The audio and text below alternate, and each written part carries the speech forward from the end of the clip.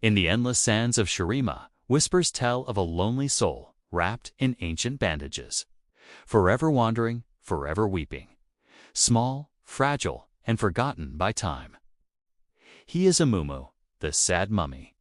His legend is not one tale, but many.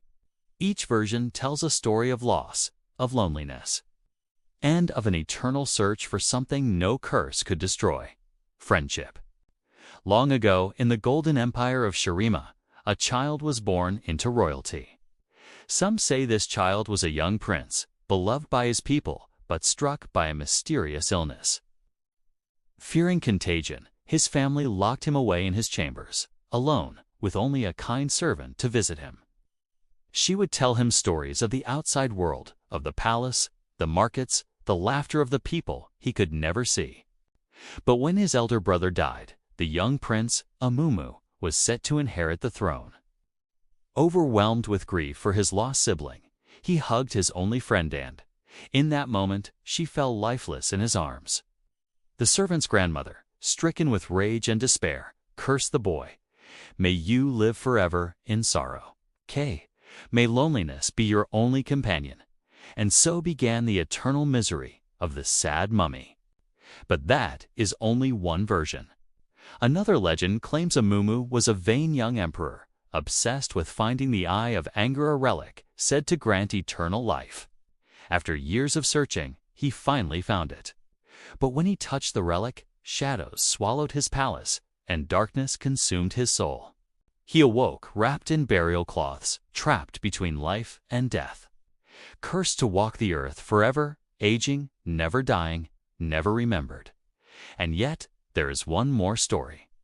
Some say Amumu was not even human, but a Yordala, small, magical being from beyond the mortal world. He wasn't cursed by a witch or a god, but by his own loneliness. They say he wandered the lands of Runeterra, begging for a friend, but every hand he reached for turned to dust. No one knows which story is true. Perhaps they all are, or perhaps none. What is certain is that Amumu roams Shurima's endless dunes, crying endlessly for a friendship that fate will never allow him to have. Amumu's small figure is wrapped in tattered green bandages, his eyes glowing a dim yellow through the cracks. He speaks softly, rarely, and when he does, it is with a trembling voice filled with sorrow. His touch brings death, though he never intends harm. He simply wants to be close to others. His abilities are not just tools of battle, they are the embodiment of his suffering. When he throws a bandage to pull himself toward an enemy, it's more than an attack. It's an act of desperation.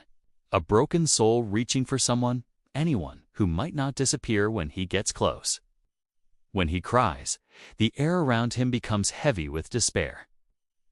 Those who stand near him feel his pain not just as damage, but as a weight pressing down on their very souls.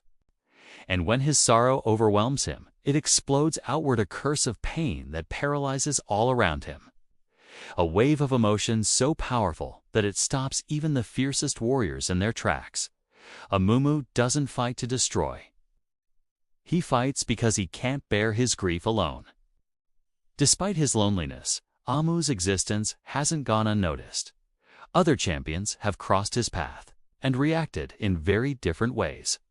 Vex, the gloomy Yordle of the Shadow Isles, once told him, "You're sad and dead. We should hang out." It's a dark joke, but perhaps it's the only true understanding Amumu has ever received: two beings bound by sorrow, quietly recognizing the pain in each other. Ezreal, the daring explorer of Piltover, once said, "Things are bad when Amumu's crying, but they're much worse when he's angry." Even those who don't know his story can feel the weight of his aura, sadness that turns violent only when he's pushed too far. And then there are Amumu's own words, small, simple phrases that break the heart. "I thought you'd never pick me. Let's find some friends. Come play with me. Let me give you a hug." These aren't the words of a monster. They are the cries of a soul who has been alone for so long that he's forgotten what comfort feels like. Amumu's curse is both physical and emotional. Anyone who draws too close suffers. Every act of kindness he attempts ends in tragedy. His tears are endless, but his hope remains. He walks across the ruins of Shurima, searching for clues about his past, wondering if he was ever truly a prince, an emperor, or just a lonely creature doomed to wander forever. He doesn't remember his family, his palace, or his kingdom. All that remains is the ache in his heart, and the faint dream that somewhere, someone might still accept him. His immortality is not a gift, it's a sentence. A lifetime of watching the world change while he remains the same. A relic of sorrow in a land long forgotten. And yet, even after centuries of grief, Amumu still hopes. Every tear, every step, every whispered "come play with me" proves that he has not given up. Amumu's story is not just about sadness. It's about persistence, the refusal to stop searching for connection, even when everything seems lost. He represents that small, aching part of every soul that has ever felt unseen. The part that still reaches out, hoping someone might reach back. His myth has survived for thousands of years, told around campfires, written in songs, and whispered in the deserts of Shurima. Each generation remembers him differently. Some as a monster, some as a prince, some as a child who simply wanted a hug. But to those who truly listen, Amumu is none of those things. He is the embodiment of eternal sadness and unbreakable hope. And though he may never find the friend he seeks, his story continues, a reminder that even the loneliest heart still beats with purpose. And so, Amumu walks on. Through ruins, through time, through tears. A small figure in the vast sands of Shurima, forever searching for a friend who will never fade away.